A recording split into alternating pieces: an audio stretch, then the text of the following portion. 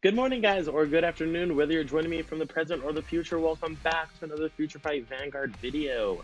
Today, we're going to be talking about our standard OTT Oracle Think Tank deck. So, for those of you who've been looking forward to that, you guys can see we only have 4 decks here. I deleted all my decks to kind of refresh, you know, get everything out with the old, in with the new, is what I like to say. So, speaking of new, we have our new OTT deck. But before that, just a quick announcement. I will be having a big channel announcement probably tomorrow or Tuesday about my second channel. It's probably going to be with a few people, and it's going to be great. It's going to be something to be enjoyed, and hopefully you guys like the idea as well, and you guys will, follow me over to my second channel as well. I still will be doing this channel actively, so no worries about that if you're really into Vanguard stuff. But I did want to create a second channel for some other things I wanted to do as well, video game stuff, skits, and reactions, stuff like that. So hopefully you guys will follow me over there as well. And yeah, let's get right into the deck. So today we're going to be talking about standard OTT. Like I said before, we don't have G-Zone, so this is standard. So we only have a main deck, and so let's talk about the main deck and the things that it has to offer you if you decide to play it. So first, let's talk about Excel's imaginary, or sorry, first let's talk about Oracle Think Tank's imaginary gift. Their imaginary gift is actually Protect, so every time you ride a grade 3, you will actually get, so let's test riding it on the Vanguard Circle in the game. So every time you ride to grade 3, you will actually get a Protect gift marker to your hand. In real life, you need to have these, but in the game online, it just generates itself by itself. So you will get a Protect gift, and this is kind of like a PG. It's actually exactly like the PG. It still counts as a Sentinel, so unfortunately, effects that say you can't guard with Sentinels still get around Protect gifts as well as PGs. But it has a Guard Circle skill that says when placed on Guard Circle, discard a card from your hand and then choose one of your units, and it cannot be a hit. So every time you ride to grade 3, you get a Protect gift to your hand, so that is what Protect is. And it allows the clans to play a little more defensively, but also offensively. And what I mean by that is you can play offensively while keeping in mind that you will be getting Protect gifts every time you ride. And so you're able to generate more hand via your Protect gifts, and also you're able to just attack your opponent more, knowing that you'll be protected and you have a PG for sure, rather than, oh my god, I have to check a PG to survive. So OTT is our first Protect clan and our only Protect clan in Standard right now. So they kind of have the advantage of being the lone clan that can do that right now, which is really interesting and really great for them. Also, something to note about your Protect gifts is they are visible at all times to your opponent, because whether you're playing in real life or in the game, if you're playing in the game, the Protect markers are just visible to your opponent while they're in your hand. They do count as a part of your hand, like cards of number of cards in your hand. They do count as cards towards your hand. So if you have any effects, like for example, Promise Daughter, that says if the number of cards in your hand is 4 or more, that does actually count Protect gifts. But they are visible to you and your opponent at all times that they're in your hand. And when you're playing in real life, you have to use different sleeves when you're using your main deck, and you have to have different sleeves from your main deck for all of your imaginary gift cards, whether they be Force gifts, whether they be Excel gifts, whether they be Protect gifts. You have to have different sleeves so that your opponent's able to tell the difference of what's in your hand. If they spread out your hand, they should be able to tell which are the imaginary gifts, because they should have like a different sleeve than your main deck, and which cards are from your main deck, like actually part of your hand, and they're not like open information. So then let's talk about our grade 3s. Getting right into the deck, we actually rode 2 of the cards. So let's see if we can try to put this back to the deck. So we actually have 4 Imperial Daughters. It's obviously on the Vanguard Circle instead of in the deck list. For those of you who saw me go through that entire demonstration, you didn't just skip to this part. Yeah, so we run 4 Imperial Daughter. This is our main grade 3 of the deck, and also our VR for Oracle Think Tank in the set. It has 2 Vanguard abilities. The first Vanguard ability is when it's placed, you can counterboss 1, look at the top 2 cards of your deck, add 1 to hand, and put 1 into the soul or at the top of your deck. And if you rode on top of a grade 3, this unit gets plus 15,000 power and a critical until the end of the turn. And then the second ability is an activation Vanguard skill that's once per turn. It says Soul Blast 1 and choose one of your units, and it gets plus 6,000 power until the end of the turn.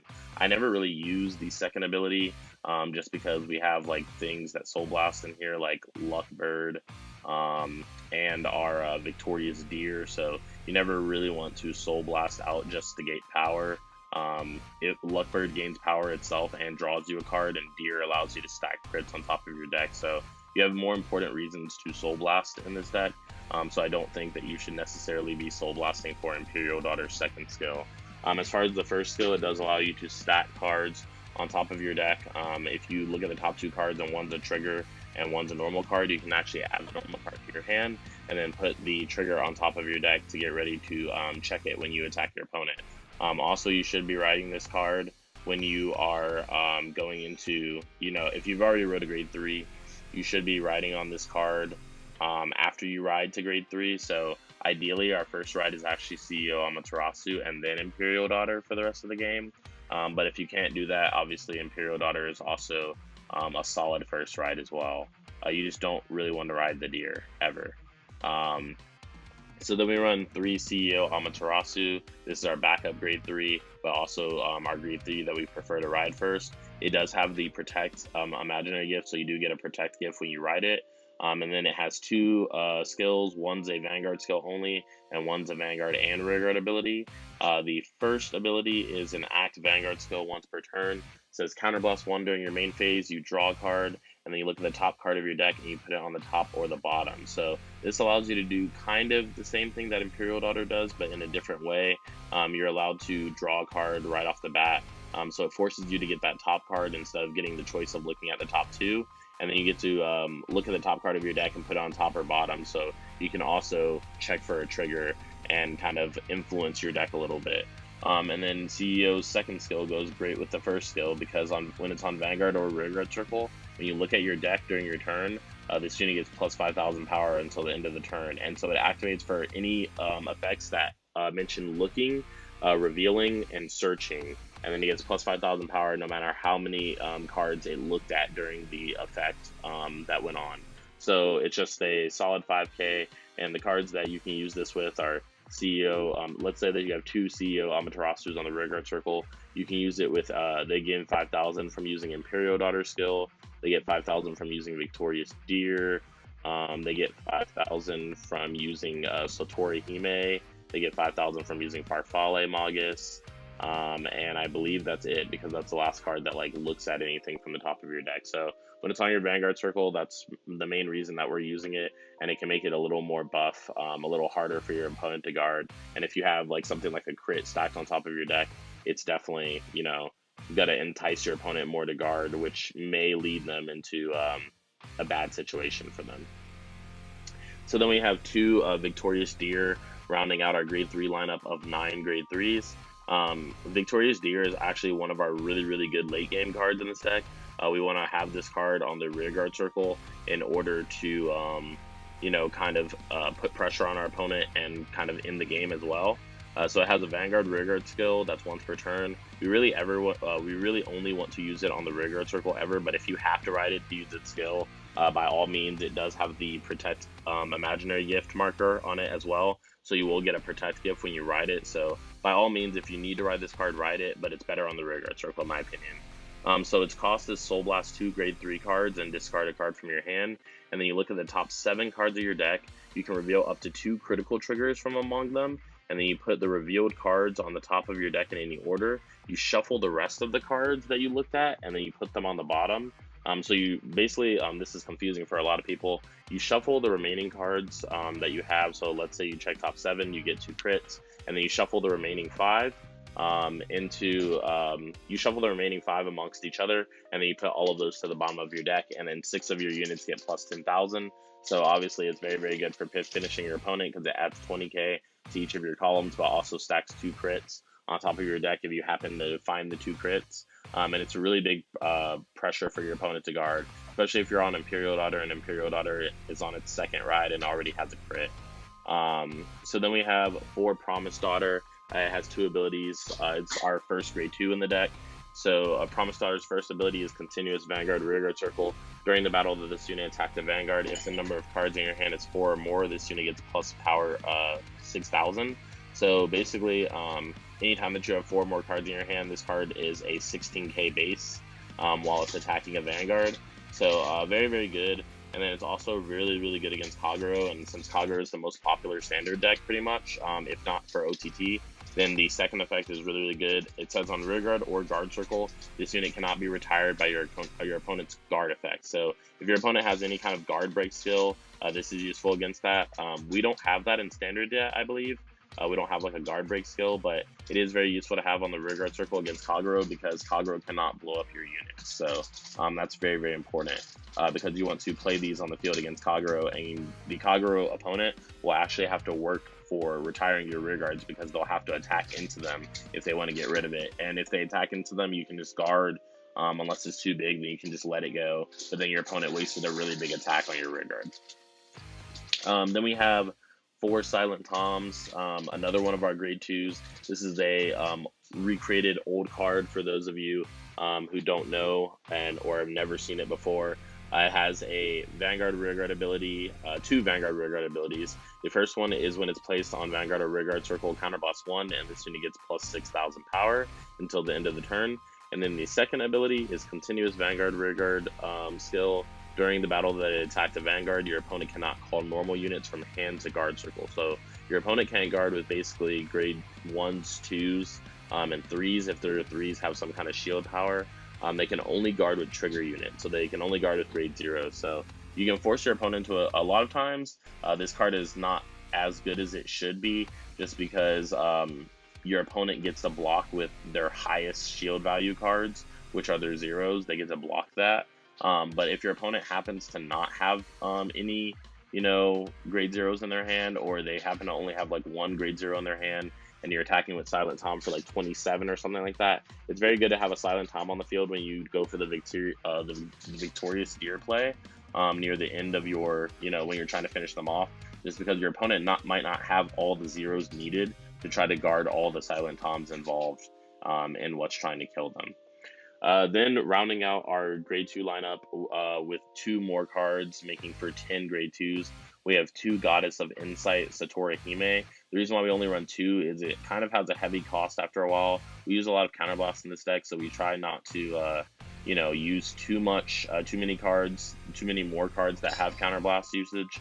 But when it attacks, you counterblast 1, you draw a card, and then you discard a card from your hand, and this unit gets plus 6,000 power.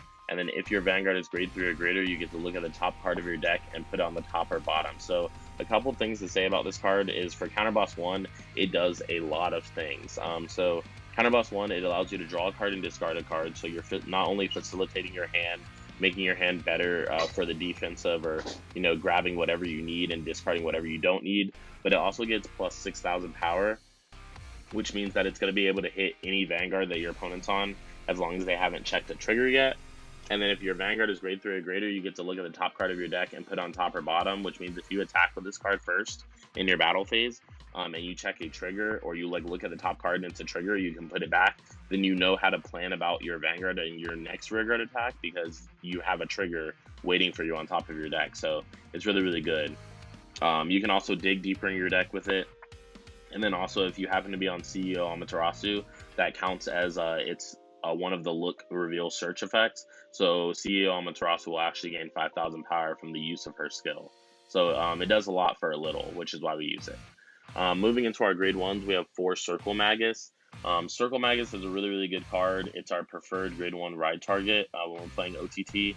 It has a Vanguard Rearguard ability that says when your drive check reveals a grade 2 or greater card, you can put that card on the bottom of the deck to draw a card, which means that you're switching out your drive checks. If you don't like something that you drive checked and it was grade 2 or higher, you can actually just put it on the bottom, save it for later, draw something else that's hopefully better and something that's closer to what you wanted than that card was.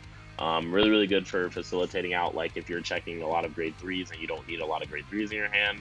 Let's say you already have a grade 3 that you want, you don't need another one yet, and you check a grade 3, you can just put it at the bottom and draw a card just to keep your hand on the defensive side, and just to keep it so that your opponent doesn't overwhelm you because you have too many cards in your hand that you can't guard with. So then it has a second ability that says when it is rode upon, basically when a grade 2 gets placed on top of this card when it's on Vanguard, you counterblast 1 and you draw a card. So very, very good, because for counterblast 1, it does the same thing that Lozenge Magus does, which allows us to draw when we ride 2 turns in a row as long as we ride Circle Magus. So when we ride to grade 1, we ride Circle Magus on top of Lozenge and we draw a card, and we ride any grade 2 on top of Circle Magus and we draw a card as well. So very, very good. Then we have 4 Farfalle Magus. So what Farfalle Magus does is it has a rearguard skill that says when it's placed, look at the top card of your deck and put it on the top or bottom. This card can help you get triggers, can help you set up for Luckbird's draw, anything like that. Since it is during the main phase when it's placed, you can do a number of different things. If you see that there's a trigger there, you can try to set up a field and then go for attack instantly. If you see that there's a card there that you want but it's not a trigger, you can like play Luckbird from your hand and Soul Blast 2 draw a card, and Luckbird will get 6,000 power at the same time, so you're like killing 2 birds with 1 stone basically. You can do a lot of things with her, and then also she counts as a look reveal search effect. So if you're on CEO Amaterasu, or there's some CEO Amaterasus on your rearguard circle, they will gain power as well, which is very important to note. Then we have 4 Oracle Guardian Gemini, yet another one of our 8K grade 1s. This one says if the number of cards in your damage zone is 3 or more during the main phase, you can put this card into your soul to countercharge 1. So this does help a lot, with me saying that we go through a lot of counterblasts in this deck. So you want to be aware of your counterblast usage, and then if you need to, you can shove a Gemini into your soul to get some extra soul for, like, let's say like Imperial Daughter's second skill. But you can also countercharge in case you need to ride an Imperial Daughter the next turn, you don't have any counterblasts, and you want to keep your counterblast usage and your resource management in general just very clean, very resource healthy, and very safe. So this helps you manage your resources a little better, but also fuels other cards in your deck like Luckbird. So Luckbird is when it's placed on the rearguard circle, you Soul Blast 2, you draw a card, and this unit gets plus 6,000 power until the end of the turn. So the 6,000 power is not really relevant except when you're in the early game, and it can become 11 and attack your opponent before they ride up to their 12 or 13k Vanguard. But it is useful just because you don't use your soul a lot except for when we use it for Imperial Daughter, or when we use it for Victorious Deer. So it does allow us to run just 2 and get away with it, because most of the time when we draw into both of our Luckbirds, we'll be able to use them without like a lot of kind of like remorse or a lot of like punishment being thrown towards us because we're using the ability. So that's why we only run 2 and not something like 4, something we don't want to see it all the time. We just want enough so that we can get an extra draw where we need it. We also don't want to deck out, which has always been a long time issue of Oracle Think Tanks. So you just want to keep in mind your deck count, how many turns it's going to take you to go through certain cards, how many cards you're actually gaining to your hand. And deck advantage is great, but not if you're decking out, not if you can't attack your opponent because you can't twin drive anymore. So you just want to be aware of what the game state is, how many cards you have in your deck, how many you're going through every turn, and just kind of keep an eye on that so that you're not losing to something stupid like decking out.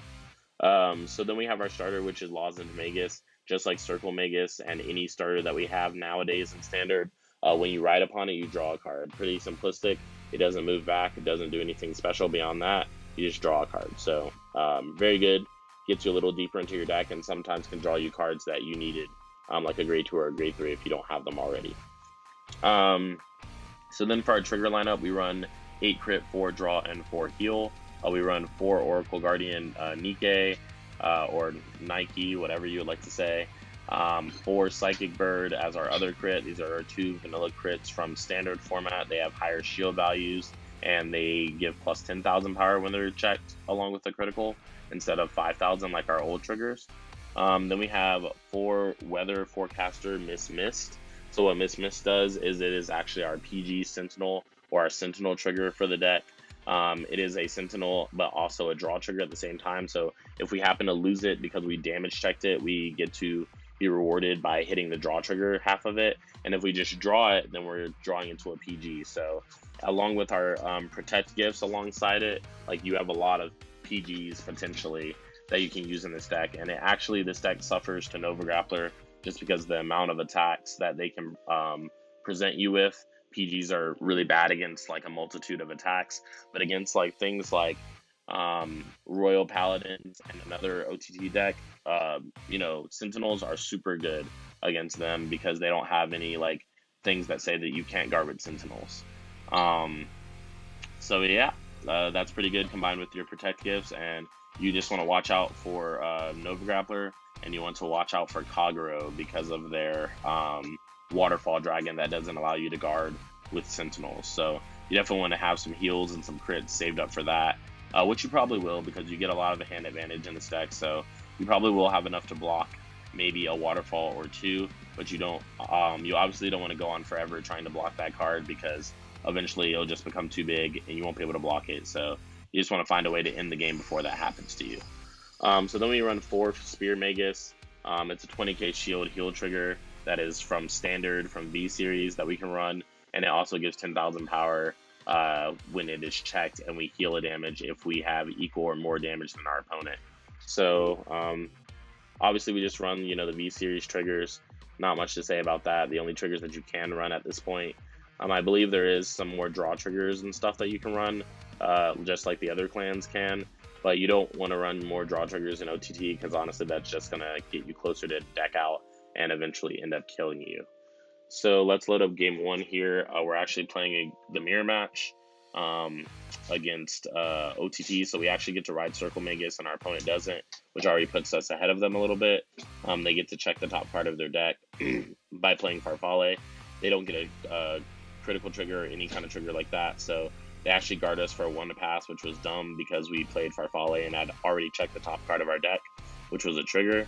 So we 2 to pass the Vanguard, and then we take the rear guard. We ride into Imperial Daughter, and we put Oracle Gemini in there. We put a heal back on top of our deck with the Imperial Daughter skill. We just happened to check a crit after that as well. So it was very, very good. Our opponent PG'd our second attack. They're attacking us with rear guard and then with Vanguard. We take the Vanguard attack. They only get 1 critical, so we take 3 damage. But nothing that will kill us or hurt us that bad, of course. So we get a draw trigger, and we get power to Vanguard. We draw. We guard with a 10, and then we ride another Imperial Daughter. We attack, use the skill to draw, discard, look at the top card, and it's a draw trigger, so we put it back on top. Our opponent PGs our Vanguard because it does have a critical, and then we put all the power to rear guard. Our opponent just takes it because no reason to block an attack that big that's just going to do 1 damage to you. So our opponent rerides a Imperial Daughter of their own, plays a Deer on the rear guard circle, Soul Blast 2, grade 3s, looks at top 7, gets a critical trigger, puts it on top. So I was very thankful that it wasn't 2 critical triggers, even though we have, more than enough PGs in our hand to get around everything. We were just thankful that it wasn't more than it needed to be. However, our opponent did check a heal, which kind of hurts us because we want to force them into a scenario where they have to guard. So we put a unit to bottom, our opponent PG'd us, and then we check 2 grade 3s. We use the skill of Circle Magus to put one of the grade 3s to bottom, and we draw a fresh card. So because we drew a fresh card, we're able to draw into our grade 2, which allows us to PG with one of our grade 2s, and then we guard the last one with a PG as well. We ride into CEO Amaterasu to get a protect gift. We draw and look at the top card of the deck. Then we use the Deer to Soul Blast 2 grade 3s, discard 1 card, and then we get 1 critical on top of our deck. We put on top of our deck, and then all of our units get power. So we attack for 50k, our opponent perfect guards. We get add a crit trigger to rear guard. We attack for 40, our opponent guards it, and then we attack for another big number, our opponent PGs it. So our opponent doesn't top deck a grade 3 or anything, so we're able to just PG. And then our opponent checks a crit, we're able to just PG again. And then, this time we can just attack with 20 and have it be okay, even though we didn't check any triggers. We attack for 20, and then we attack for really big just because we didn't play down those cards from our hand. And 23 is too much for him to just guard with a Silent Tom. So he actually ended up losing that game just from us shaking him down from pure card advantage. So very important in Standard to keep track of the flow of the game. And if you don't know what I mean by that, or if you're new just kind of like what triggers are being checked, what's going on, what cards have been played, what cards haven't been played, what kind of triggers are your opponents checking, what kind of triggers are you checking. You can kind of like feel it out as well and feel if the game's going in your way or against you. If your opponent has checked too many triggers for you to try to, fight them efficiently back. So we start a new game against OTT. Our opponent is already like really big sack, which is what I was talking about with the flow of the game. Our opponent checks a crit in the early game and then a draw trigger. So we're already kind of behind in advantage. So we're trying to get as much advantage as we can while attacking at the same time. So we do check a critical as well. So we are equal until our opponent checks that draw trigger on damage. So our opponent draws a card.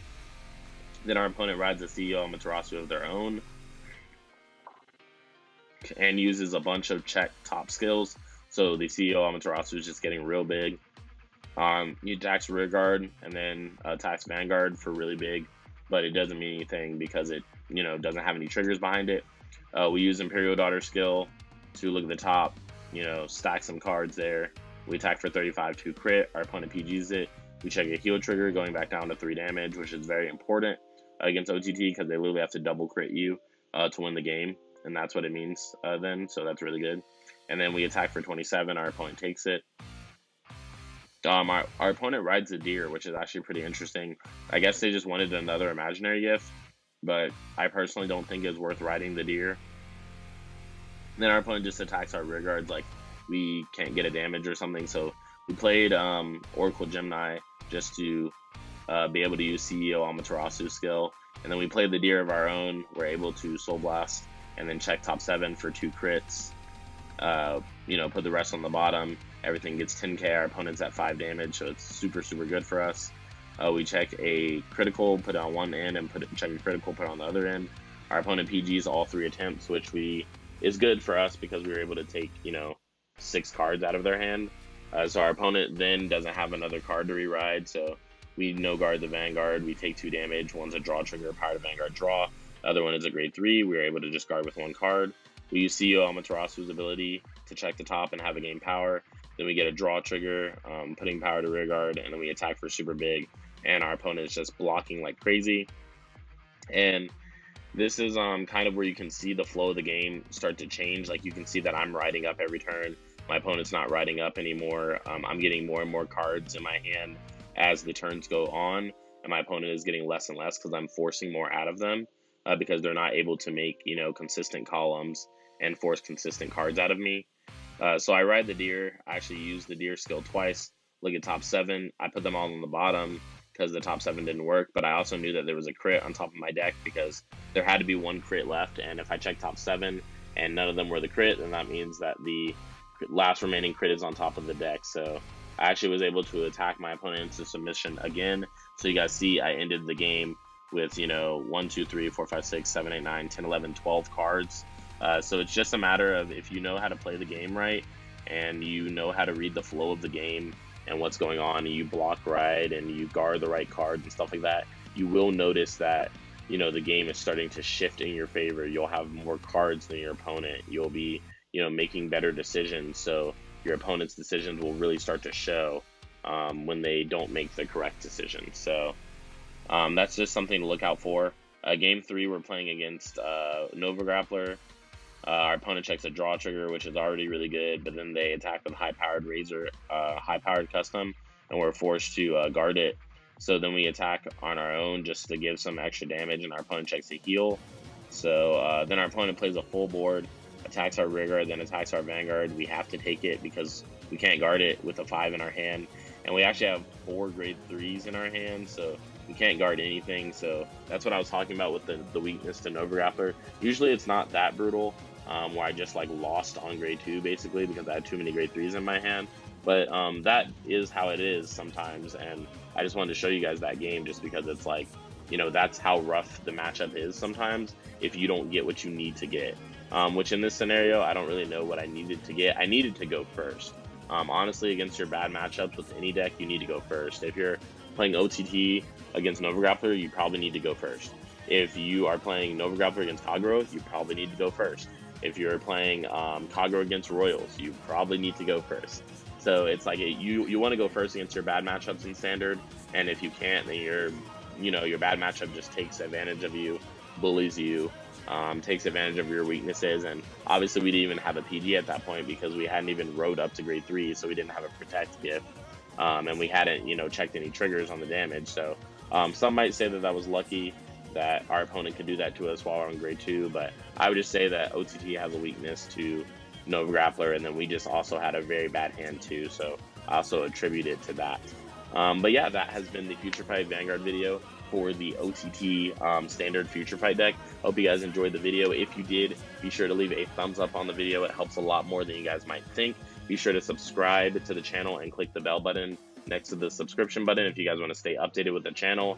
The bell button actually gives you a notification every time one of our videos goes live.